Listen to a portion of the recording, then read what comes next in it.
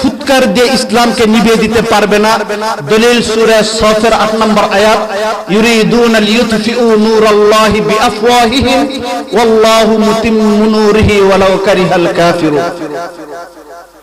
তো এই 10টা বিষয়ের উপরে আমাদের গত 2 মাসে আলোচনা হয়েছে।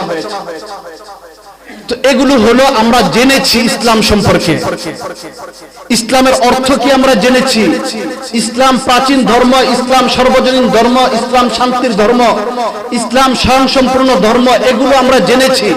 ইসলাম পরিপূর্ণ মানতে হবে, ইসলাম আল্লাহর নিকট একমাত্র মনোনীত ধর্ম, ইসলাম ছাড়া অন্য কোনো ধর্ম গ্রহণযোগ্য নয়, পরিপূর্ণভাবে মানতে হবে, মৌত পর্যন্ত মানতে হবে, এগুলো শুধু জেনেছি।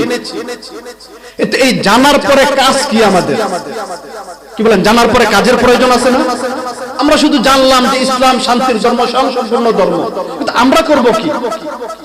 জানলাম ইসলাম মানে আত্মসমর্পণ করা, আত্মসমর্পণটা করব কিভাবে?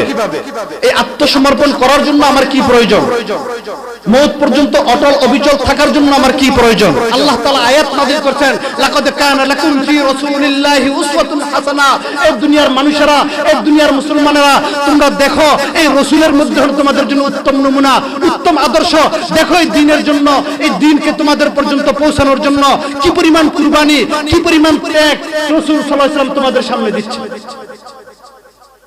তো মুহতারাম হাজরিন, আল্লাহর রাসূল সাল্লাল্লাহু আলাইহি সাল্লাম খন্দকের যুদ্ধে কুরবানি দিয়েছেন। হুনাইনের ময়দানে কি অবস্থা?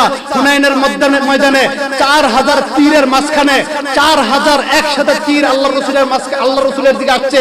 বিজ্ঞ বড় বড় সৈনিক সাহাবায়ে کرام পিছনে হটে গেছেন, শুধু রাসূল আর কয়েকজন সাহাবী দাঁড়িয়ে আছেন ময়দানে, আর চতুর্দিক থেকে তীর আসতেছে। ওই সমস্ত তীরের মাঝখানে আল্লাহর রাসূল তলোয়ার ঘুরাচ্ছেন আর কবিতা পাঠ করছেন, আনান নাবিয়্যু লা আনা ইবনে আব্দুল মুত্তালিব, আনা নবিয়্যু লা কাযিব, আনা ইবনে আব্দুল মুত্তালিব। আরে আমি মুহাম্মদ মিথ্যা নবী নয়, আব্দুল মুত্তালিবের সন্তান, আমি বাহাদুর, আমি যোদ্ধা। আনা নবিয়্যু সাইফ, আনা নবিয়্যুল মালাহিমা। রাসূল ঘোষণা দিচ্ছেন আর কাফেরদের মোকাবেলা বিষয়। ভাই কষ্ট হইতেছে?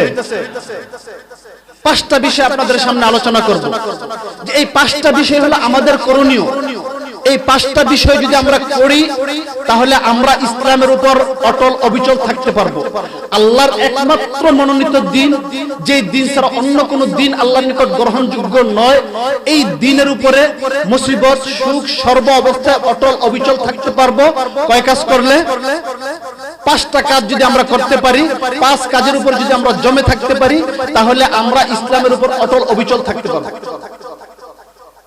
1 নাম্বার বিষয় হলো